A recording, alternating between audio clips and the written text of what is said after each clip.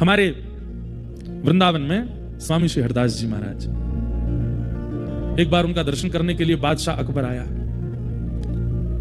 तानसेन ने कहा कि बादशाह बनकर के जाओगे तो हमारे गुरुजी नहीं मिलेंगे, अपना रूप बदल करके चलो। तो बादशाह अकबर तानसेन का तंबूरा उठाने वाला बनकर के गया। जैसे ही स्वामी श्री हरदास जी महाराज के सन्मुख पहुंचे, स्वामी जी महाराज जैसे ही गाने लगे, तानसेन ने मना किया था अकबर को कि वाहवाही मत करना, हमारे गुरुजी को वाहवाही करने वाले अच्छे नहीं लगते।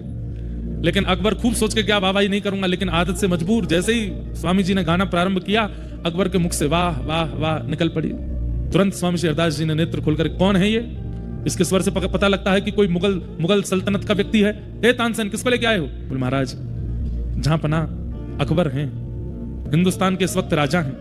मैंने इनसे कहा कि राजवेश में जाओगे तो गुरुजी नहीं मिलेंगे, तो तंबूरा उठाने वाले बन के आए। स्वामी जी खूब हंसे, बोले चलो संत दर्शन के लिए दीन तो बना। अकबर ने कहा आप मेरा रूप पहचान ही गए हैं, तो अब मुझे थोड़ी आपकी खिदमत करने दीजिए। स्वामी जी बोले इन सब की हमको आवश्यकता नहीं। बोले नहीं, मैं आया हूं आपके द्वार पर, कुछ तो करूंगा। स्वामी जी बोले अब तेरी जो इच्छा हो कर ले। अकबर ने अत्यंत मूल्यवान मणियों का एक हार, स्वर्ण में मंडित, जिसका मूल्य उस काल के भारत में कोई आकलन नहीं कर सकता था, ऐसा अमूल्य हार मणियों का निकाल करके स्वामी जी के गले में पहना दिया। स्वामी जी ने पहन लिया।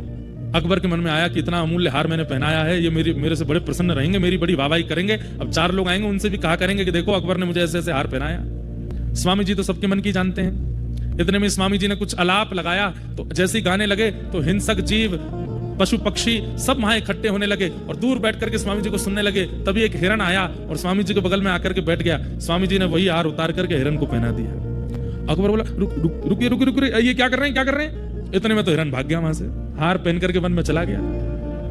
अकबर बोला राम नाम, ये कैसे व्यक्ति हैं? इतना महंगा हार, इतना अमूल्य हार, अरे आपको नहीं चाहिए था तो मुझे ही वापस कर देते, मैं अपनी रानियों को दे देता, किसी और को दे देता।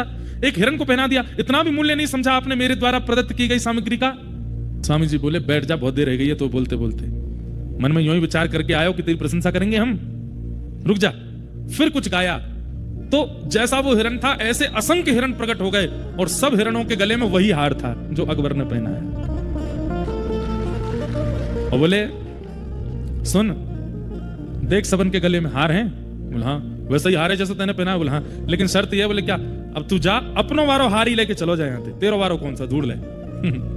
अकबर समझ गया, बोले कि ये सामान्य नहीं है भैया, संसार के अत्यंत उपलब्धि देने से इनको खरीदा नहीं जा सकता, ये ठाकुर जी के हो चुके हैं।